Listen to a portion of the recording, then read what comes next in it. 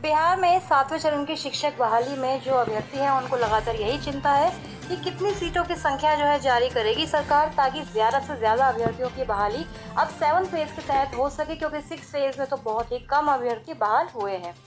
तो एक खुशखबरी शिक्षा विभाग की तरफ से हम कह सकते हैं सामने आई है, जिसमें कि जो सीटों की संख्या है उनको कैलकुलेट करने का, उनको गणना करने का एक जो नया फॉर्मूला कह सकते हैं निर्धारित किया गया है। क्योंकि हम देख रहे थे कि जो विद्यालय हैं, जो स्कूल्स हैं, वह अपनी मनमानी कर रहे हैं सीटों की संख्या को रिवील करने में, कैलकुलेट करने में।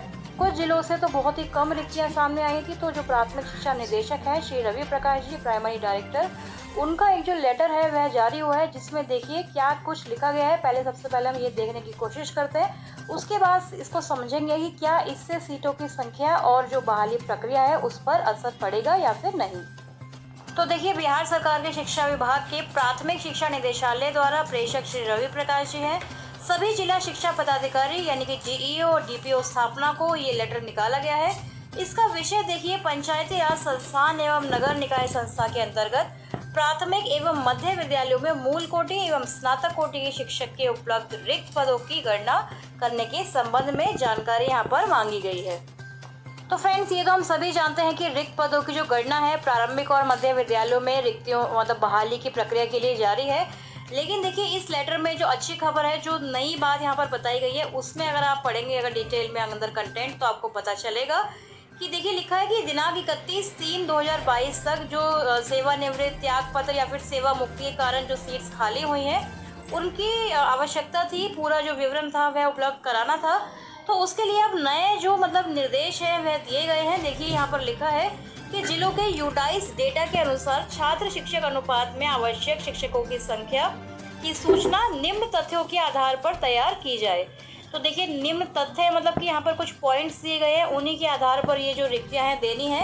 क्योंकि स्कूल्स जो है अपनी मनमानी कर रहे हैं, रिक्तियाँ सही से नहीं पहुँचा रहे हैं, विषयवार रिक्तियाँ नहीं प्रोवाइड कर रहे हैं, प्रारंभिक में कितनी बहाली होनी चाहिए उस हिसाब से रिक्तियाँ नहीं आ पा रही हैं।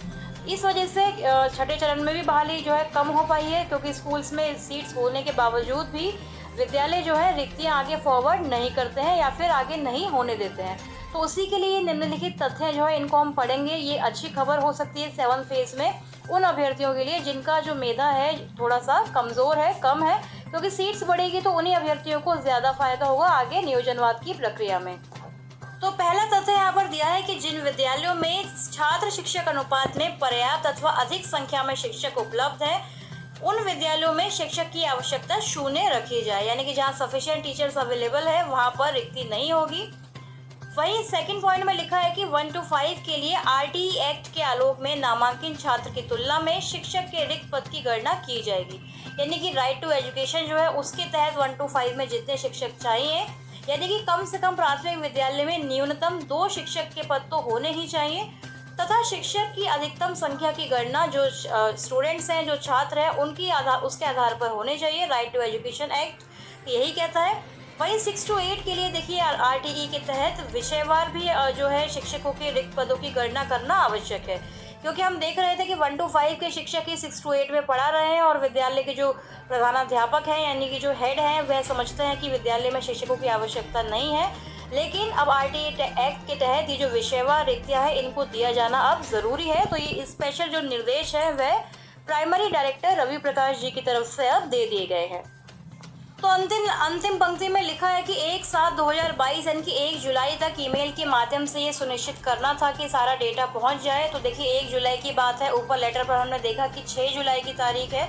तो आप समझ सकते हैं कि सर्वोच्च प्राथमिकता दी जाए, ऐसा लिखने के बावजूद भी ये सारी चीज़ें जो हैं फॉलो नहीं की गई हैं। तो शिक्षा विभाग तो आप लोग जानते हैं कि कितना लापरवाह रहता है, कितनी तत्परता से कार्य करता है, यह तो किसी से छुपा हुआ नहीं है। तो साथ में यह भी लिखा है कि आरटीई एक्ट की जो ये कॉपी है उसको भी अटैच किया जा रहा है। तो नेक्स्ट पेज में आप लोग देखेंगे कि सारी जो शिक्षकों की संख्या है कि किस स्कूल में कितनी होनी चाहिए, विषयवार कितने सब्जेक्ट्स के कितने टीचर होने चाहिए, साइंस मैथ्स की बात करें, सोशल स्टडीज़ की, लैंग्वेज, क्योंकि लैंग्वेजेस यहाँ पर लिखा गया है इंग्लिश, हिंदी, संस्कृत, बांग्ला, उर्दू। तो हर विषय की जो है रिक्ति 7वें चरण में आपको देखने को मिलने वाली है, क्योंकि विषयवार रिक्तियाँ देनी अब स्कूल्स को ज़रूरी है, क्योंकि स्कूल्स बिल्कुल भी सही तरीके से रिक्तियाँ आगे भेजते नहीं है। इस वजह से बहाली प्रक्रिया भी सही से नहीं हो पाती है। ऊपर से नियोजन की प्रक्रिया ऐसी है कि उसमें कम बहाली हो पाती थी। लेकिन ये एक खुशखबरी है, एक अच्छी खबर है कि अब आरटी एक्ट के तहत ही ये सारी बहाली प्रक्रिया जो है रिक्तियों की सही गणना के साथ की जाएगी। सही रिक्तियाँ आएंगी तो ज़्यादा से ज़्यादा बहाली ज़रूर ही 7वें फेज़ में आप लोगों की पॉसिबल हो पाएगी। तो फ्रेंड्स, अभी के लिए यही अपडेट थी। आगे कोई भी 7 फेज़ की अपडेट आएगी। साथ ही एसटीडी पर बहुत जल्द एक वीडियो आने वाली है, इन्फॉर्मेटिव वीडियो है आपके लिए।